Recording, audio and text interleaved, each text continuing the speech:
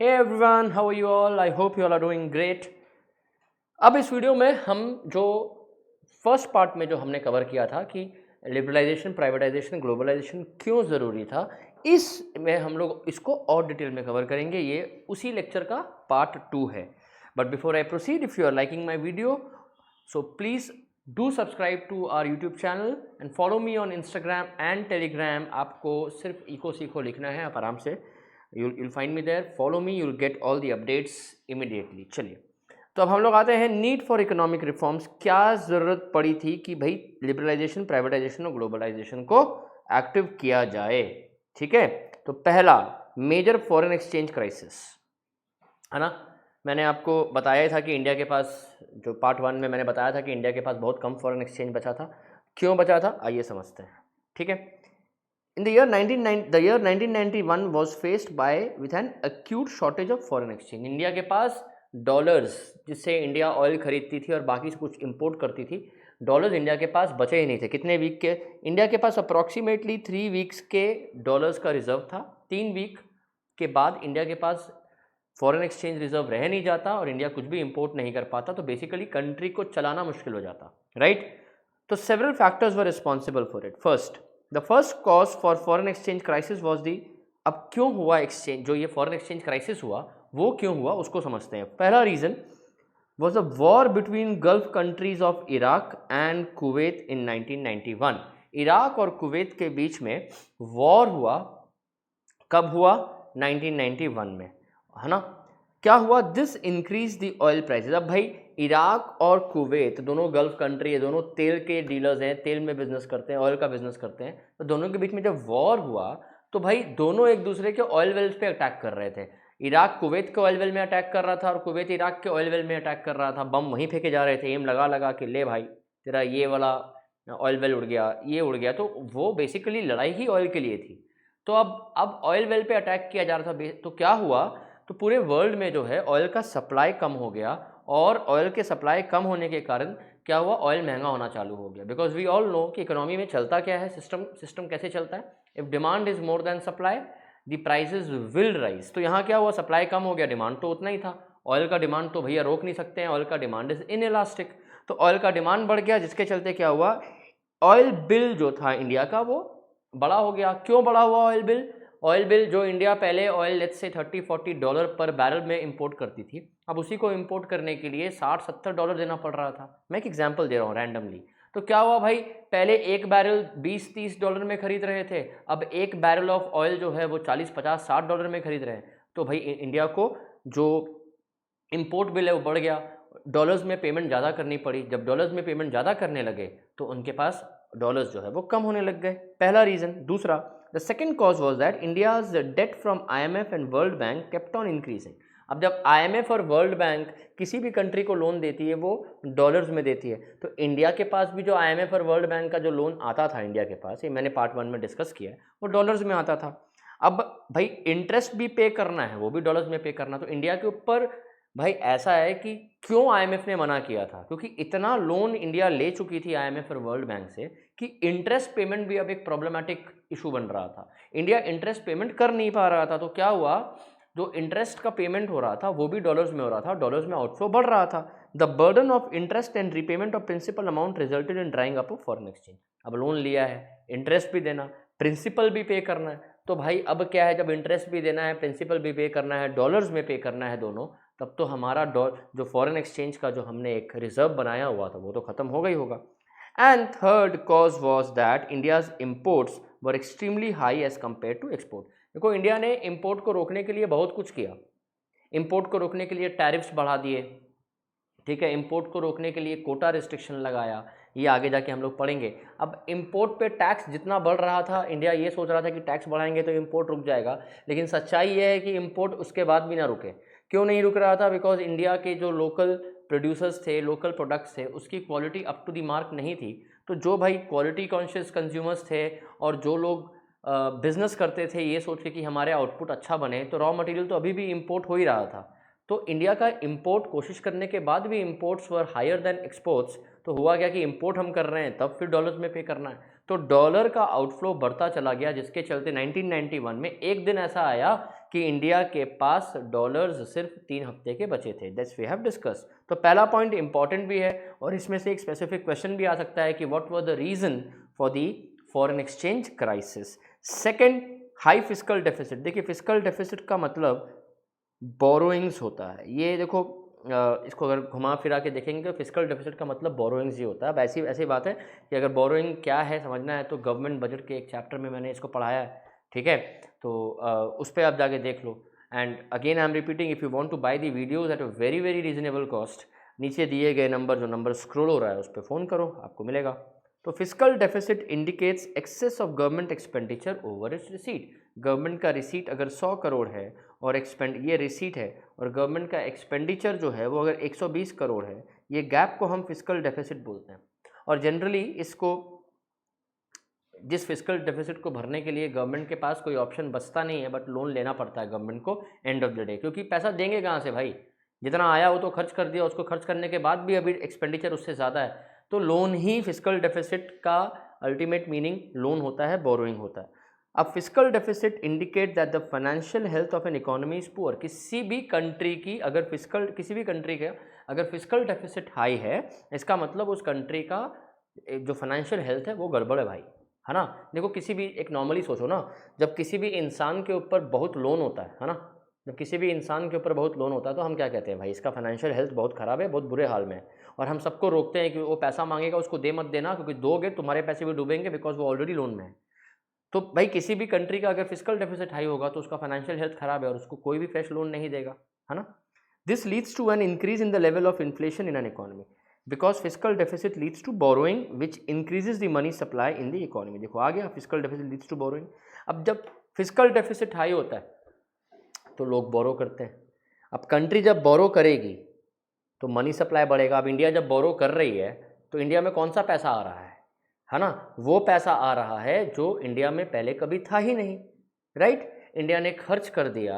अब इंडिया खर्च को भरने के लिए, पैसा भरने के लिए, what is India doing now, is borrowing from IMF, borrowing from the world bank. अब IMF और वर्ल्ड बैंक से जब पैसा आएगा तो भाई कौन सा पैसा आ रहा है, जो इंडिया में कभी था ही नहीं। Borrowing increases the money supply, जो पैसा था ही नहीं वो जब आएगा तो मनी सप्लाई बढ़ेगा। And we all know that inflation का core reason is money supply. याद रखिएगा इसको, जब मनी सप्लाई बढ़ जाता है इन्फ्लेशन आता ही आता है। तो fiscal deficit will increase the money supply will increase the inflation. High level of fiscal deficit, तो क्या हो, दोबारा पढ़ते हैं। This leads to an increase in the level of inflation. ये की वर्ड है भाई, याद रखना है इसको, level of inflation in an economy, because fiscal deficit leads to borrowings which increases the money supply, ठीक है। अब high level of fiscal deficit also reduces the faith of international financial institution in our country। अब जब fiscal deficit high होगा तो भाई IMF और world bank का फेथ भी तो उतरेगा ना, कि भाई ये तो अब लगता है डूबा, ये हमारे पैसे भी डूबे, ठीक है। In the year 1981-82, the fiscal deficit was 5.4% of GDP, which increased to 8.4% of GDP in 1991। देखो 82 में GDP का कितना परसेंट हमारा फिस्कल डेफिसिट था, जो भी इंडिया की GDP थी उस टाइम पे उसका 5.4% was our fiscal deficit. Generally 4.5-5% of GDP अगर फिस्कल डेफिसिट है तो एक ठीक ठाक लेवल है ये। हालांकि इतना भी नहीं होना चाहिए, लेकिन ठीक ही ये टॉलरेट किया जा सकता है, इसको कंट्रोल किया जा सकता है, इसको बर्दाश्त किया जा सकता है। लेकिन 8.4% GDP का 8.4% बढ़ के लोन हो गया, फिस्कल डेफिसिट हो गया in the year 1991। 8.4% of our GDP, मतलब हम कितने लोन पे डूबे हुए थे, राइट, ऐसा। तीसरा, इन्फ्लेशनरी प्रेशर। अब देखो क्या है, अब ये तो समझ में आ गया कि फिस्कल डेफिसिट हाई था तो इन्फ्लेशन बढ़ गया, लोगों का भरोसा उठ गया। अब तीसरा पॉइंट इन्फ्लेशनरी प्रेशर पे सीधा आ गया। देखो क्या है, despite good monsoon for 3 consecutive year the inflation kept on rising. देखो क्या होता है, इन्फ्लेशन का और मॉनसून का क्या रिलेशन है। जब मॉनसून अच्छा हो तो इन्फ्लेशन जो है वो नीचे कंट्रोल में रहता है, महंगाई कम होती है, क्योंकि मॉनसून अच्छा है तो एग्रीकल्चरल प्रोडक्ट का बम्पर प्रोडक्शन होगा, और बम्पर प्रोडक्शन से क्या होगा, जब सप्लाई ज़्यादा होगा प्राइसेस अपने आप गिरेंगे, और एग्रीकल्चर गुड्स के प्राइसेस गिरेंगे तो इन्फ्लेशन अपने आप कंट्रोल में रहेगा। तो अच्छा मानसून जब नहीं होता है तो लोगों उस साल इन्फ्लेशन होना ही होना है। व्हेन आई से अच्छा मानसून मतलब टाइमली रेनफॉल एंड सफिशिएंट, बहुत ज़्यादा भी नहीं बहुत कम भी नहीं, और अगर सफिशिएंट होता भी और टाइम पे नहीं होता तब भी उसका कोई फ़ायदा नहीं है। ठीक है, तो अब क्या है कि भाई इंडिया में 3 साल कंटिन्यूसली अच्छे मॉनसून के बाद भी इन्फ्लेशन कंट्रोल पे नहीं आ रहा था। मैंने अभी बोला कि मॉनसून जब अच्छा होता है ना, आज के टाइम में तो ग्लोबल वार्मिंग इतनी हो चुकी है कि किसी एक साल भी मॉनसून अच्छा होता है तो बड़ा खुश होते हैं लोग। ठीक है, देखो मॉनसून अगर ख़राब हो गया ना, सबसे ज़्यादा टमाटर ख़राब होते हैं। Tomatoes are very very perishable. मैंने एक वीडियो भी बनाई है कि why tomato prices are increasing. तो वो इसका एक मॉनसून भी रीज़न है कि अनएक्सपेक्टेड अनटाइमली रेनफॉल हुआ है। Anyway not going there.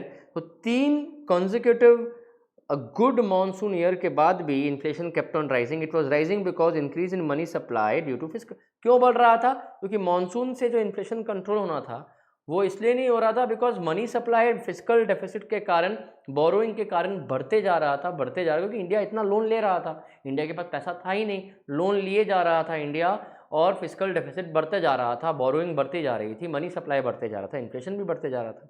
Due to inflation the economic crisis became worse. High inflation will kill the economy.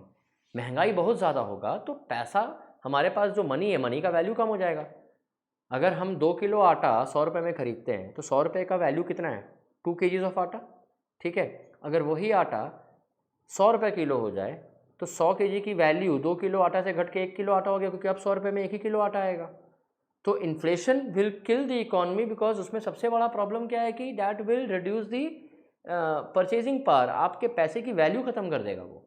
ठीक है, so there was immediate need for new economic policy. Inflation high था इसीलिए new economic policy की need immediate थी। ठीक है, next poor performance of PSU. जितने भी पीएसयूज थे मतलब गवर्नमेंट कंपनीज, उनका परफॉर्मेंस खराब ही था। ये मैंने आपको इसके पार्ट 1 में समझाया है। So high amount of money was invested in growth of development of PSU in India. Government ने सोचा कि हम बढ़ाएंगे पब्लिक सेक्टर अंडरटेकिंग्स जो थे। ठीक है, अब गवर्नमेंट ने दुनिया भर का पैसा लगा दिया था कि हम इंडस्ट्रियल डेवलपमेंट करेंगे। जितनी भी बड़ी गवर्नमेंट कंपनीज थी उसको भाई पैसा लगा दिया। And unfortunately instead of development care centre the PSU became the corruption centre. भाई अब करप्शन सेंटर बन गया पीएसयू। क्यों बन गया करप्शन सेंटर? इसलिए बन गया क्योंकि पीएसयू में ऐसा था कि जो एम्प्लॉयज़ थे वो अपने बारे ही सोच रहे थे। उनको लगा कि भाई पैसा कमाओ निकलो, क्योंकि कुछ भी हो, लॉस हो प्रॉफिट हो, उससे तो अपने को मतलब नहीं है। क्यों मतलब नहीं है? क्योंकि बात ऐसी है कि हम लॉस करें या प्रॉफिट करें हमें तो अपनी सैलरी मिलनी है। तो करप्शन दुनिया भर का होने लग गया क्योंकि उनको लगा कि कंपनी में प्रॉफिट हो लॉस हो हमसे कोई पूछने वाला नहीं है। क्यों नहीं पूछने वाला भाई? क्योंकि गवर्नमेंट को और भी तो काम है। गवर्नमेंट का सिर्फ यही काम नहीं है कि कंपनीज देखते रहें। इसीलिए अभी प्राइवेटाइजेशन हो रहा है। गवर्नमेंट ने साफ बोला है कि सरकार का काम कंपनी चलाना नहीं, देश चलाना। तो भाई सरकार देश चलाएगी। The most of the PSU started making huge losses which made the introduction of new economic policy necessary. Next is balance of payment crisis. Balance of payment देखो मैं आपको शॉर्ट में बताता हूँ। ये एक्सपोर्ट एंड इम्पोर्ट का data होता है। हम ये जब चैप्टर बैलेंस ऑफ पेमेंट, मैंने कुछ वीडियोज़ डाले हुए हैं यूट्यूब में एंड कुछ पेड कोर्सेज में और बहुत अमेजिंग वीडियोज़ हैं। आप एक बार कॉल करके एक देख सकते हैं वीडियोस कैसी है। ठीक है, तो बैलेंस ऑफ पेमेंट क्राइसिस जो है उसमें एक्सपोर्ट इंपोर्ट जो है, एक्सपोर्ट इंपोर्ट का डेटा होता है। तो जब भी एक्सपोर्ट अगर इंपोर्ट से ज़्यादा हो ना, अगर एक्सपोर्ट इंपोर्ट से ज़्यादा हो तो हम कहते हैं there is a surplus balance of payment. और जब इंपोर्ट एक्सपोर्ट से ज़्यादा हो इसको हम कहते हैं there is a deficit in balance of payment. Surplus सही है, डेफिसिट नहीं होना चाहिए, और डेफिसिट है भी तो बहुत ज़्यादा नहीं होना चाहिए। अब ऐसा है कि during 1980-1990 India's balance of payment reflected huge deficit. भाई 1990 तक, 80 से 90 के एरा में बैलेंस शीट में ह्यूज डेफिसिट था। It means that India's imports were way more than exports. 1991 में करेंट अकाउंट डेफिसिट, मतलब बैलेंस ऑफ पेमेंट का जो करेंट अकाउंट होता है जिसमें मैक्सिमम ट्रेडिंग के प्रोडक्ट्स आते हैं, मतलब एक डेफिसिट जो था वो 2214 करोड़ था। मतलब इंपोर्ट एक्सपोर्ट से कितना ज़्यादा था? 2214 करोड़ ज़्यादा था, which went up to 17,400 crore in 1990। देखो ये इतना बड़ा एक डिफरेंस, ये 1980 में डेफिसिट 2214 करोड़ 2214 करोड़ का डेफिसिट था।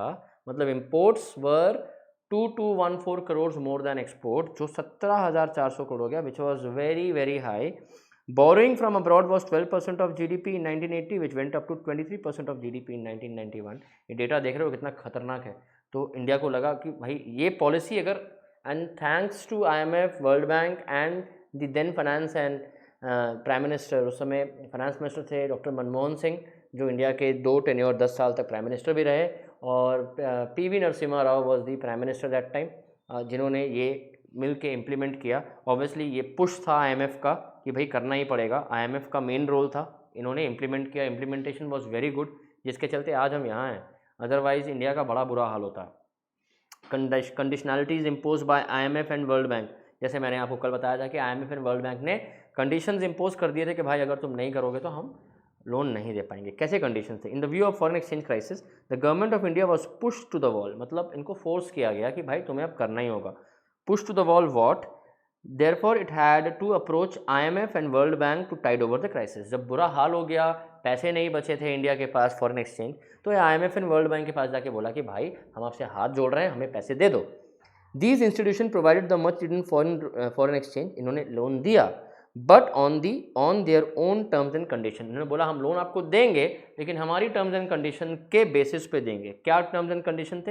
As a part of these conditions India was required to cut down physical deficit and growth of money supply. बोला सबसे पहले आप अपना फिजिकल डेफिसिट जो बोरो किया हुआ है, बोरोइंग को कम करो, फिजिकल डेफिसिट कम करो, है ना, अपने एक्सपेंडिचर को कम करो और मनी सप्लाई को कंट्रोल में लाओ ताकि इन्फ्लेशन कम हो। इन्फ्लेशन बहुत बड़ा प्रॉब्लम था इंडिया में उस समय। It was also required to liberalise the domestic economy and relax the restriction on international flow of all goods and services and technology. बोला जो इतने स्ट्रिक्ट पॉलिसीज बना रखे हैं कि आप ये नहीं कर सकते हो, गवर्नमेंट ने, जैसे मैंने बोला 17 इंडस्ट्रीज अपने अंडर रिजर्व रखी थी, किसी प्राइवेट सेक्टर को बिजनेस नहीं करने दे रहे थे, एक्सपोर्ट इम्पोर्ट नहीं करने दे रहे थे, FII FDI का पैसा इंडिया में फॉरेन इन्वेस्टमेंट नहीं होने दे रहे थे, बोले सबको लिबरलाइज करो।